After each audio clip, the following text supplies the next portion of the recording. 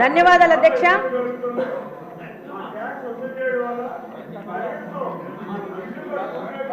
ధన్యవాదాలు అధ్యక్ష, ఈ అవకాశం నాకు ఇచ్చినందుకు.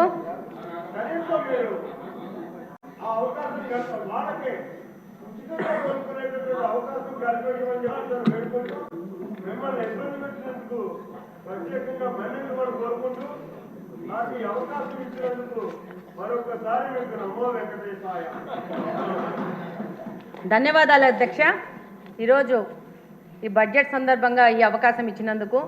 వెనుకబడిన ప్రాంతం రాయలసీమ ప్రాంతం, అది కడప నియోజకవర్గం నుంచి వచ్చాను. ఈరోజు కడప అంటే చారిత్రాత్మకంగా వెంకటేశ్వర స్వామి తొలి గడప కడప నుంచి వచ్చాను. విపరీతమైన మినరల్ రిసోర్సెస్ ఉన్న ప్రాంతం నుంచి వచ్చాను. కానీ మా నియోజకవర్గానికి మంచినీళ్ళు లేని పరిస్థితిలో మేము చాలా కొట్టుమిట్టాడుతూ ఉన్నాము. దాదాపు బ్రిటిషర్స్ కాలంలోనే మాకు ఎయిర్పోర్ట్ ఉంది, ఎయిర్ బేస్ ఉంది. అప్పుడే డెవలప్ అయిన కడప నియోజకవర్గానికి ఈ రోజు పరిస్థితి ఏంటంటే, మాధవి గారు ఇది బడ్జెట్ మీద డిస్కషన్ చెప్తాను మీ సమస్యకి మళ్ళీ టైం దొరుకుతుంది. మీ నీటి సమస్యకి కొంచెం చెప్పండి. కొంచెం చెప్పండి అధ్యక్ష.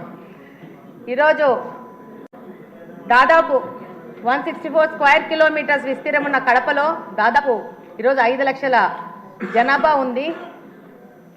1971లో 23,000 జనాభా ఉన్న ప్రాంతము ఈరోజు 5 లక్షలుగా జనాభా తయారైంది. కానీ ఈరోజు బడ్జెట్లో కేటాయింపులు చాలా విభాగాలకు కేటాయించినారు. అందులో భాగంగా ఈరోజు మా ప్రాంతం నుంచి మాకున్న ప్రధాన సమస్యను ఈరోజు సభ దృష్టికి తీసుకురావాలని చెప్పి ఈరోజు మీకు అవకాశం అడగడం జరిగింది.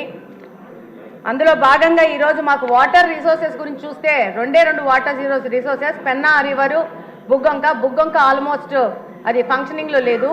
పెన్నా రిసోర్సెస్ వస్తే, పెన్నా రివర్కి వస్తే 2 Gandi water works, Lingampally water works నుంచి మాకు నీళ్ళు వస్తున్నాయి. దాదాపు కరువు పీడిత ప్రాంతం వల్ల దాదాపు ఏ డివిజన్లో కూడా 3 నుంచి 4 రోజులకు గాను ఒక్కసారి నీళ్ళు ఇవ్వలేని పరిస్థితిలో కడప నియోజకవర్గం నడుస్తూ ఉంది. దాదాపు 20% గృహాలకు ఇంకా మంచినీళ్ళ కనెక్షన్ లేదు. మేము కార్పొరేషను దాదాపు 20 సంవత్సరాలు కార్పొరేషన్గా ఏర్పడి 20 సంవత్సరాల నుంచి 10 సంవత్సరాలు కాంగ్రెస్ పార్టీ, 10 సంవత్సరాలు వైసీపీ పార్టీ, కార్పొరేషను అక్కడున్న శాసనసభ పక్షగా వాళ్లే ఉంటూ గవర్నమెంట్లో లాస్ట్ 5 సంవత్సరాల నుంచి అదే పార్టీ ఉన్నా కూడా పూర్తి నిర్లక్ష్యానికి గురైంది.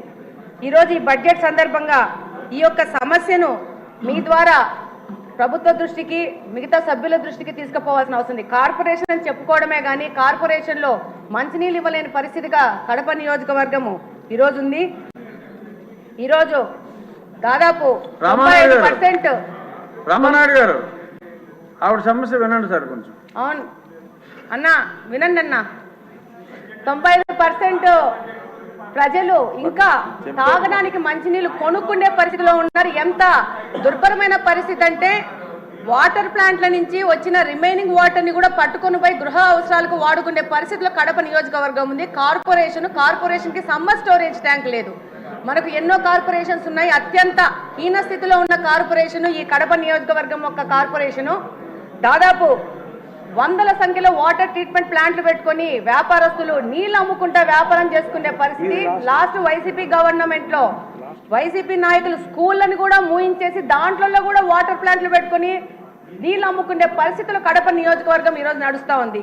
దాదాపు 5 లక్షల మంది జనాభా అంటే నివేదికల ప్రకారం 135 లీటర్స్ వాటర్ పర్ హెడ్ ఇవ్వాల్సి వస్తే 5 లక్షల మందికి దాదాపు 70 MLD వాటరు ప్రొవైడ్ చేయాల్సిన పరిస్థితిలో ఉండాల్సింది. ఈరోజు 40 MLD వాటరు ఇచ్చే పరిస్థితిలోనే కడప నియోజకవర్గం ఉంది. దాదాపు 1943లో గండి వాటర్ వర్క్స్లో బ్రిటిషర్స్ వాళ్ళు అప్పుడు 20 వేల జనాభాకు 12 MLDలో ఒక ఇన్ఫ్లేషన్ వెల్స్ కట్టే, అదే ఇన్ఫ్లేషన్ వెల్స్ ఈ రోజుకు 2024వ సంవత్సరంలో కూడా అదే 12 MLD ఇన్ఫ్లేషన్ వెల్ ఇచ్చే వెల్నే వాడుకుంటూ కడపకు నీళ్ళు ఇచ్చుకుంటున్నాము. దాదాపు 5 నుంచి 6 రోజులకి నీళ్లు రాని పరిస్థితి. వచ్చిన నీళ్లు మురికి నీళ్ళు ఎందుకు వస్తున్నాయంటే, డ్రైనేజ్ వాటర్ తీసుకెళ్లి మీ అందరికీ తెలుసు కడపలో బుగ్గొంక అని ఉంటుంది, కడప నడి మధ్యలో వెళ్తూ ఉంటుంది. అందులోకి ఈ యొక్క డ్రైనేజ్ వాటర్ తీసుకెళ్లి అదే వాటరు పెన్నాలో కలిసి అదే వాటర్ మళ్ళీ పంపు చేసుకొని మళ్ళీ వినియోగంకు వాడుకోవాల్సిన పరిస్థితిలో ఉంది. ఒక ఎస్టీపీ లేదు, ప్లాంట్ కట్టలేని పరిస్థితిలో ఈ కార్పొరేషన్ ఉంది, నిధుల కొరత ఉంది. డెఫినెట్గా ఈ యొక్క పాత గవర్నమెంటు అంతకుముందు సోమశిల బ్యాక్ వాటర్స్ అనే ఒక పథకాన్ని ప్రకటించినారు కాంగ్రెస్ వాళ్ళ టైంలో, అది క్యాన్సిల్ అయిపోయింది. మళ్ళా తర్వాత మన తెలుగుదేశం ప్రభుత్వం ఉన్నప్పుడు 2018లో లింగంపల్లి మీద ఒక చెక్ డ్యామ్ కట్టాలని అప్పుడున్న ఇన్ఛార్జ్ శ్రీనివాస్ రెడ్డి గారు ప్రపోజల్ చేస్తే దానికి శాంక్షన్ చేశారు ఇరిగేషన్ మినిస్టర్ గారు. అది 19లో వైసీపీ గవర్నమెంట్ రాగానే దాన్ని కూడా క్యాన్సిల్ చేసిన పరిస్థితి ఏర్పడింది. ఆ తర్వాత 19 నుంచి 24వ సంవత్సరం వరకు వైసీపీ పార్టీ నుంచి గెలిచిన ఎమ్మెల్యేలందరూ రకరకాల ప్రాజెక్ట్స్ తీసుకొని వచ్చారు ప్రచారంలోకి. అందులో భాగంగా జిఎన్ఎస్ఎస్ ఎర్ర చెరువు అని చెప్పేసి ఒక ప్రాజెక్ట్ తీసుకొని వచ్చినారు. దాంతో పాటు ఒక్క నిమిషం అని అయిపోయింది, 1 minute అయిపోయింది. ఆ తర్వాత మళ్ళా మైలవరం నుంచి నీళ్ళని చెప్పి అదొక ప్రాజెక్ట్ తీసుకొచ్చారు, అది లేదు. మొత్తం పైపులన్నీ తీసుకొచ్చేసి ఆ యొక్క మా కడపలో పెద్ద పెద్ద పైపులు పడి ఉన్నాయి, దాని ద్వారా నిధుల దుర్వినియోగం జరిగింది. ఇప్పుడు కడప నియోజకవర్గం నుంచి నా యొక్క ముఖ్య వినతి ఏంటంటే మాకు మంచినీళ్ళు ఇవ్వండి అంతే, ఏవి అడగట్లేదు, టీవీలు అడగట్లేదు, ఫ్రిడ్జ్లు అడగట్లేదు, మాకు మంచినీళ్ళు కావాలని సభాముఖంగా కోరుకుంటున్నాను. ఇదొక కడప నియోజకవర్గంలోని ప్రజలందరి బాధను ఈ సందర్భంగా ఈ యొక్క సభ దృష్టికి తీసుకొస్తూ దానికి సంబంధిత మంత్రులు, ఇరిగేషన్ మంత్రులు గారికి, అలాగనే మున్సిపల్ మంత్రులు గారికి, ముఖ్యమంత్రి గారికి ఈ విషయం ప్రత్యేకంగా చెప్పాల్సిన అవసరం ఉంది. మా కడప నియోజకవర్గం 2 ముఖ్యమంత్రులను ఇచ్చింది. 2 ముఖ్యమంత్రుల యొక్క నిర్లక్ష్యానికో మరి వాళ్లకు కడప అంటే చిన్న చూపో, కడప హెడ్ క్వార్టర్స్ లో మంచినీళ్ళు లేని పరిస్థితిలో కడపను తీసుకొచ్చినారంటే చాలా దౌర్భాగ్యమైన పరిస్థితి.